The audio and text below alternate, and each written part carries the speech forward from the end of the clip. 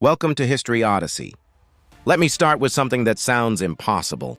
The largest land empire in human history, an empire that stretched across Europe and Asia, covering more than 24 million square kilometers, an empire bigger than all of modern Russia by a wide margin, was founded by a boy who, as a child, was abandoned on the open steppe by his own people and left there to die. Not a prince, not a general's son raised for greatness, an orphan, starving, forgotten. And here's the part almost everyone gets wrong.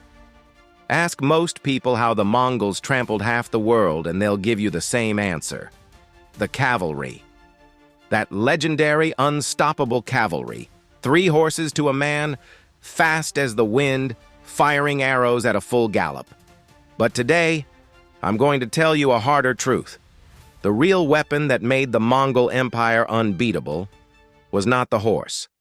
In the next few minutes, we'll go through the entire rise and fall of the Mongol Empire in one breath, from the revenge of a single orphan, all the way to the empire splitting into 4. And you'll watch how a boy left for dead on the grasslands built a cold, ruthless system that redrew the map of the world. Let's begin. A child left to die. Our story starts with a boy named Temüjin. Around the year 1162, Temüjin was born into a Mongol clan that wasn't especially powerful.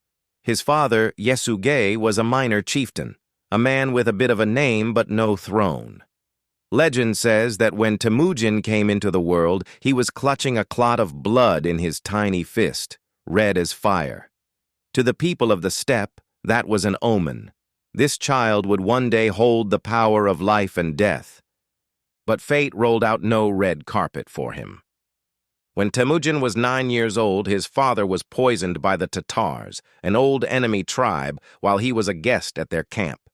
And the moment Yesugei died, the whole clan turned its back. The very people who had followed his father packed up their tents overnight and rode away, leaving a widow and her small children alone to fend for themselves. On the steppe, a family with no herds and no grown men was, in practice, a family sentenced to death. But Temüjin's mother, Hoelun, refused to die. One woman, with a handful of young children, dug for roots, fished the rivers, and somehow dragged them all through winters that fell far below freezing. And it was here, in the darkest stretch of his childhood, that Temüjin did something historians still argue about to this day. In a fight over a fish and a bird, over food, he clashed with his own half-brother, Better, and in the end, together with his younger brother, Temüjin shot Better dead. It's brutal, I know. But hold on to that moment because it's the key to understanding this entire empire. From the time he was a child, Temüjin understood one thing in his bones. When survival is on the line, blood, family, bloodline, kinship is worth nothing. From prisoner to lord of the grasslands. Temüjin's youth was harder than almost anyone's. At one point he was captured by the very tribe that had abandoned him and forced into slavery, a heavy wooden cangue locked around his neck guarded like an animal. But one chaotic night, he smashed a guard down with that very kang, dove into a river, and escaped. He survived moments like that again and again, and it was exactly these betrayals, this suffering, that slowly forged the man he would become. Someone who prized loyalty above almost everything, and who understood better than anyone how to read and move the human heart. As he grew, Temüjin began gathering his father's old followers. First, he attached himself to his father's sworn brother, Togrul, the Khan of the Kherate, and took him as a foster father. He also swore a bond with a boy named Jamuka, becoming Anda, blood brothers, bound for life. When his wife, Borte, was kidnapped by a rival tribe, it was Togrul and Jamuka who rode out with him to win her back. Notice this. At that stage, Temüjin's greatest asset wasn't his army. It was his gift for pulling people to his side. But the steppe cannot hold 2 sons. The blood brother, Jamuka, would in time become his deadliest rival. The foster father, Togrul, would turn on him when power was at stake. And Temüjin did not flinch. Over more than 20 years, he broke them one by one. The Tatars, the Kharait, the Naiman, the Merkit, tribes that had once towered over him, all swallowed whole. Then, in the year 1206, at the source of the Onon River, the chieftains of the steppe gathered for a grand council, a kurultai, unlike anything seen before. They raised the nine-tailed white banner, the symbol of supreme power, and together they proclaimed Temüjin the great Khan of all the Mongols. His new title, Genghis Khan.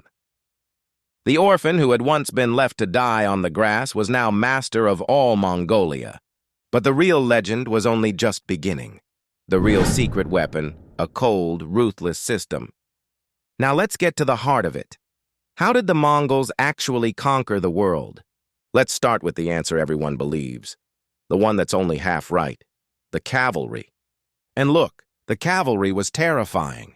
These were men raised in the saddle who could twist around and fire arrows at a full gallop, cover 100 kilometers in a day, and who mastered the feigned retreat, pretending to break and flee, luring the enemy into the chase, then wheeling around to surround and annihilate them. But here's the problem. On the steppe, the Mongols were never the only people who could ride and shoot. The Huns, the Turks, the Khatans, every one of them was a people of the horse. So why was it the Mongols, and only the Mongols, who built the largest empire in human history? The answer lies in one thing Genghis Khan did. He abolished the old tribal structure entirely and reorganized all of Mongolia on a decimal system. 10 men formed a unit of 10. 10 of those formed 100, then 1,000, then 10,000.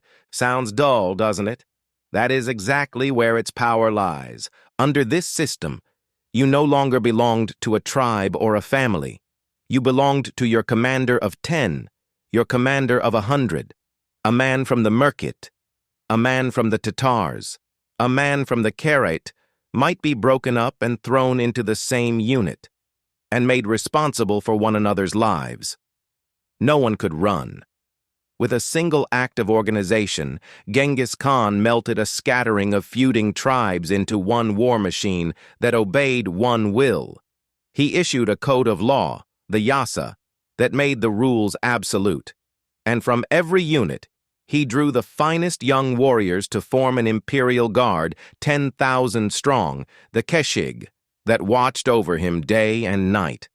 And this machine had one more terrifying feature.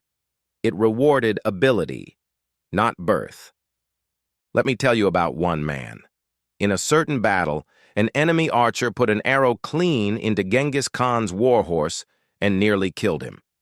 After the fighting, the archer was captured. He didn't beg. He looked Genghis in the eye in front of everyone and admitted it. That arrow, it was mine. Any other ruler would have had him torn apart. Genghis Khan laughed. He gave the man a new name, Yebi, meaning arrowhead, and promoted him to commander. Yebi went on to become one of the greatest generals the Mongols ever had, and conquered half a world for him. That is the logic of Genghis Khan. Remember the boy who killed his own half-brother to survive?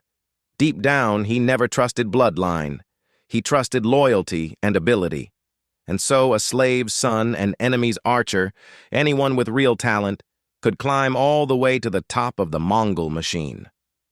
In an age obsessed with birth and pedigree, that raw meritocracy was a weapon nobody else had.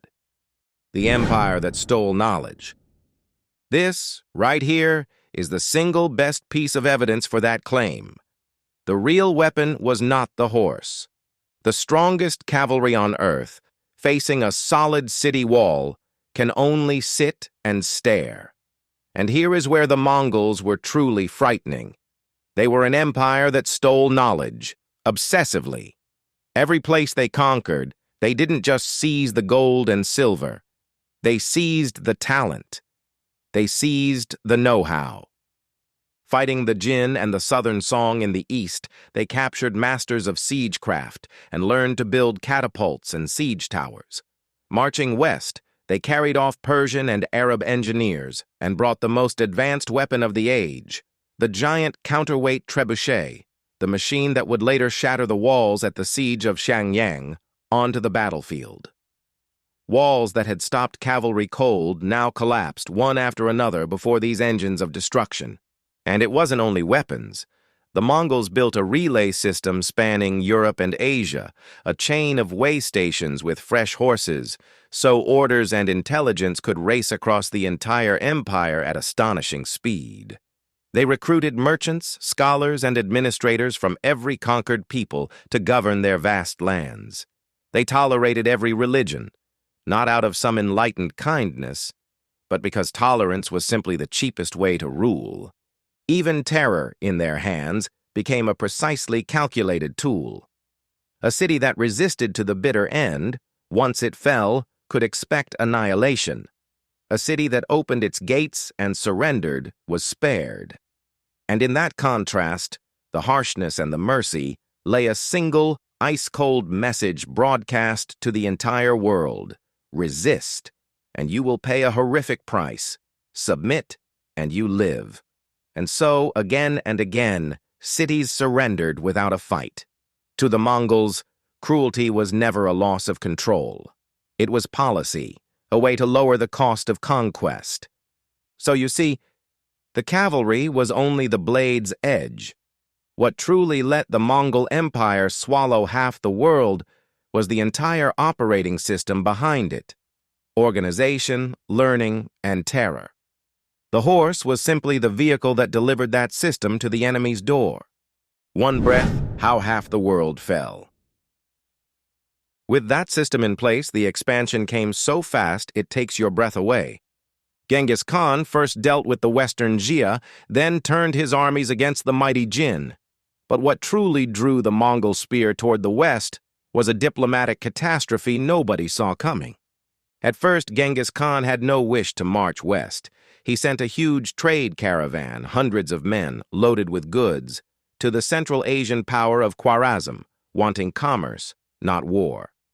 But the governor of one border city, greedy for that fortune, accused them of being spies and slaughtered the entire caravan. Genghis still didn't give up. He sent envoys to demand the culprit be handed over. The Shah of Khwarezm's answer was to kill the chief envoy and burn the beards off the others before sending them home. That was it. That was the moment he enraged the beast of the steppe. Genghis Khan led his armies west himself, and in just 2 short years, he wiped this Central Asian empire, a state that boasted hundreds of thousands of troops, clean off the map. The once glorious cities of Samarkand and Bukhara were reduced to rubble. At the same time, his brilliant generals Jabei and Subutai took a detached force, swept around the Caspian Sea, rode all the way to the south of modern Russia, and crushed a combined army of the Russ and the Cumans at the Khalkha River. This was the first time Europe laid eyes on the death that came from the east. In 1227, Genghis Khan died on campaign, marching once more against the western Xia. But the war machine he left behind did not stop with him. His son Ogedei took the throne, built the imperial capital of Karakoram, and kept the conquests rolling. His grandson Batu, with the old general Subutai, launched a second western campaign. Sweeping through Russia, driving deep into Poland and Hungary, the Mongol spear pointed straight at the heart of Europe. The whole continent trembled, bracing for the end of the world. And then, at that razor's edge, far away in the east, Ogedei died, and the Mongol armies turned around and withdrew so they could ride home and fight over the throne. Europe, you might say, was saved by a funeral half a world away, and still the empire grew. Another grandson, Hulagu, drove into Western Asia and, in 1258, stormed Baghdad, ending the Abbasid Caliphate that had ruled the Islamic world for 5 centuries. And the one we know best, Kublai Khan, finished off the southern song in the east, founded the Yuan dynasty, and moved the capital to what is now Beijing. Of course, even this machine was not truly invincible. Twice it launched fleets across the sea to invade Japan, and twice sudden typhoons all but destroyed them. Its campaigns south into Vietnam and Java ended in bitter losses. Steaming jungle and towering ocean waves were two barriers the horsemen of the steppe could never quite cross. But make no mistake, by now this empire had grown so vast that it could no longer be ruled by a single will. The Orphan's legacy and the empire's dusk.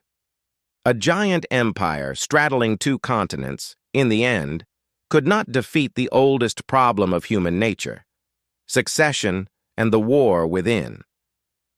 After Genghis Khan's death, the empire slowly split into four great pieces: the Yuan in the east, the Golden Horde ruling Russia, the Chagatai Khanate holding Central Asia, and the Ilkhanate commanding Western Asia. Each went its own way, drifting further and further apart, until, one by one, they faded into the long river of history. The cavalry that once made the whole world tremble could not gallop forever. But when you look back on all of it, the most moving thing may not be the conquests or the slaughter. It's where all of this began: a single orphan, abandoned on the steppe, nearly frozen and starved to death. It was the betrayal of his childhood that taught him never again to trust bloodline, only loyalty and ability. It was surviving death again and again that taught him how to take the most unlikely people on earth and forge them into the single most powerful force of their age. What he left the world was never just a vast stretch of land. It was a cold and profound lesson. What truly rewrites your destiny is rarely what you're born with. It's whether you can build a system that drives everyone forward together. The child born, clutching a clot of blood, in the end, truly held half the world in his hand. And his story tells us this: your origin does not decide where you end up. All right, that's it for today's journey through history. If you enjoyed this one, don't forget to like, subscribe, and share it with anyone in your life who loves history too. This has been History Odyssey. I'll see you in the very next second.